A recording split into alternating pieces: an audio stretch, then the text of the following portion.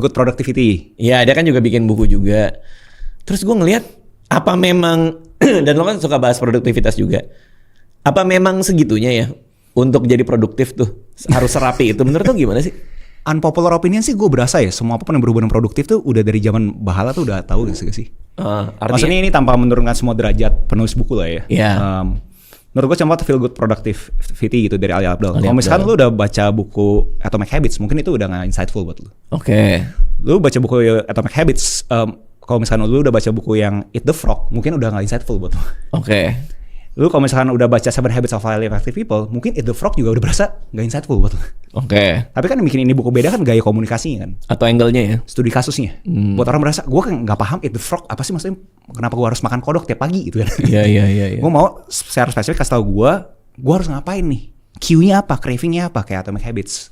Nah itu kan gaya komunikasi. Jadi ngelebar ke ngejawab pertanyaan Bang Radit, ya menurut gue at the end of the day, muaranya apa sih menurut gue ya? Filosofi gitu, stoik kan. Dimana itu kan kalau misalkan mau di atasin lagi sebenarnya kan agama kan. Ya, jadi kalau ditanya ngaruh sih menurut gue ngaruh ya. Karena kan agama ngaruh. Semua metode-metode itu ngaruh karena lo harus tahu punya fundamentalnya juga. Karena yang lain itu cuma pernak-pernik aja, cuma tools dan cara jualannya. Secara filosofi tapi kerja itu apa? Kalau gitu. Ini bener podcast bapak-bapak nih kayaknya. Dia juga pengen curhat kayaknya. Iya. Ini hanya ngikutin penasaran kalau di sini.